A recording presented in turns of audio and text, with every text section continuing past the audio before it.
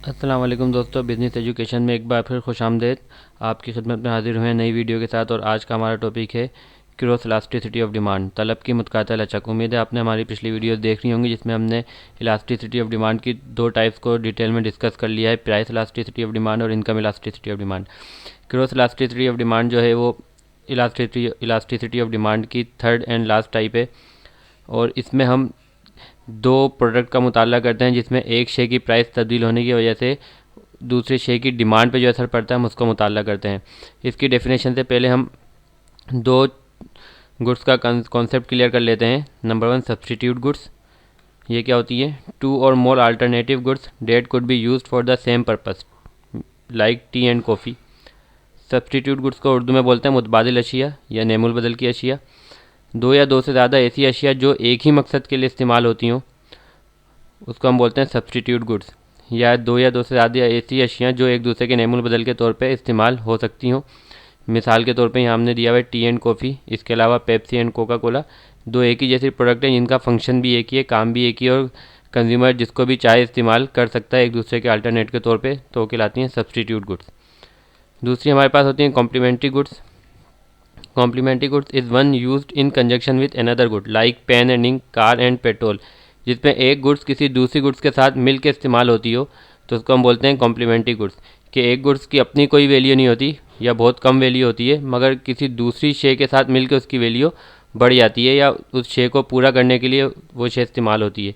मिसाल के तौर पे पेन एंड इंक, जैसे मेन प्रोडक्ट पेन है मगर इंक की डिमांड उसके साथ बढ़ जाएगी, क्योंकि पेन इंक के बगैर पेन इस्तेमाल नहीं हो सकता। इसी तरह कार एंड पेट्रोल। अब हम क्रॉस इलास्टिसिटी ऑफ डिमांड की डेफिनेशन की तरफ चलते हैं। Cross elasticity of demand measures the responsiveness of the quantity demanded for a good to a change in the price of another good. किसी एक शे की कीमत में तब्दीली के नतीजे में दूसरी शे की तलब की मिकदार में जिस तरह से तब्दीली वाक़ होती है इसे मुतकाता लचक कहते हैं। इसका मतलब है कि किसी एक शे की कीमत तब्दील होगी और उसकी वजह से किसी दूसरी शे की तलब में तब्दीली वाक़ हो जाएगी, तो हम इसे बोलते हैं तलब की मुतकाता लचक। मिसाल के तौर पे change in price of product Y, product Y की प्राइस में तब्दीली हो गई, उसके नतीजे में जो इम्पेक्ट आएगा वो change in demand of product x, product x की तलब के ऊपर उसका इम्पेक्ट आएगा, तो ये कहलाएगी तलब की मुतकाता लचक। Measurement of cross elasticity of demand, it is measured as the percentage change in quantity demanded for the first good that occurs in response to the percentage change in price of the second good। इसको हम calculate करते हैं, major करते हैं बिल्कुल same उसी तरीके से इस तरह प्राइस इलास्टिसिटी ऑफ डिमांड और इनकम इलास्टिसिटी ऑफ डिमांड को मेजर किया था। फार्मूला भी यही है, percentage change in quantity of x.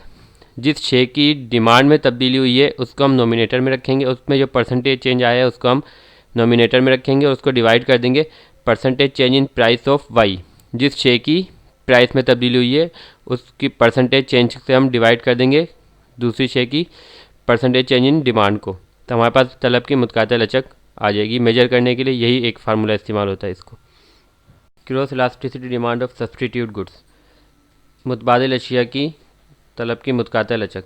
The cross elasticity of demand for substitute goods is always positive because the demand for one good increases when the price of the substitute good increases। जो मुतबादिल अशिया की तलब की मुतकाता लचक है वो हमेशा पॉजिटिव होती है, क्योंकि जब भी किसी एक शे की प्राइस में इजाफा होता है तो उसकी सब्सटीट्यूट गुड्स की डिमांड में इजाफा हो जाता है। सब जो कंज्यूमर है वो स्विच कर जाता है एक प्रोडक्ट से दूसरी प्रोडक्ट की तरफ। मिसाल के तौर पे हम देख लेते हैं, if the price of coffee increases the quantity demanded for tea increases as consumer switch to a less expensive alternate. जब भी कॉफ़ी की कीमत में इजाफा होगा तो चाय की तलब में इजाफा हो जाएगा, क्योंकि कंज्यूमर जो है कॉफ़ी से स्विच कर जाएगा चाय की तरफ, क्योंकि चाय एज़ कम्पेयर टू कॉफ़ी सस्ती होगी। इसी तरह हम दूसरी मिसाल देख लेते हैं, अगर पेप्सी की कीमत बढ़ जाए तो पेप्सी के जो कंज्यूमर होंगे वो स्विच कर जाएंगे कोका कोला की तरफ, क्योंकि दोनों एक दूसरे की सब्सटीट्यूट गुड्स हैं। इसके बरक्स cross elasticity demand for complementary goods, तकमीली अशिया की तलब की मुतकाता लचक। The cross elasticity of demand for complementary goods is negative as the price for one item increases an item closely associated with that item and necessary for its consumption decreases because the demand for the main good has also dropped। जो तकमीली अशिया होती हैं उनमें जब भी किसी एक शे की प्राइस में इजाफा होता है तो उसके साथ जो दूसरी शे मुंसलिक होती है, क्लोजली तौर पर उससे मुंसलिक होती है, तो उसकी डिमांड भी कम हो जाती है क्योंकि मेन प्रोडक्ट की डिमांड ड्रॉप हो जाती है। तो इसमें जब भी एक शे की कीमत बढ़ेगी, उसकी डिमांड कम होगी, तो उसके नतीजे में जो भी उसकी तकमीली अशिया होगी उसकी डिमांड भी कम हो जाएगी। मिसाल के तौर पे if the price of car और bikes increases the quantity demanded for petrol decreases. जब भी कार या बाइक की कीमतों में इजाफा होगा तो कार और बाइक की डिमांड तो कम होगी, साथ में पेट्रोल की डिमांड भी कम हो जाएगी क्योंकि पेट्रोल बिल्कुल क्लोजली रिलेटेड है, एसोसिएट है कार और बाइक के साथ। तकमीली अशिया जो होती है उनकी क्रॉस इलास्टिसिटी ऑफ डिमांड जो है वो नेगेटिव होती है। जब भी एक शे की प्राइस में इजाफा होता है तो तकमीली अशिया की या कॉम्प्लीमेंट्री गुड्स की डिमांड कम हो जाती है। उम्मीद है आज की हमारी वीडियो आपको पसंद आई होगी। बहुत जल्द हाजिर होंगे नई वीडियो के साथ। तो अगर अभी तक आपने हमारे चैनल को सब्सक्राइब नहीं किया तो सब्सक्राइब कर लें ताकि हमारी वीडियो आपको टाइम पर मिलती रहें। अल्लाह हाफिज़।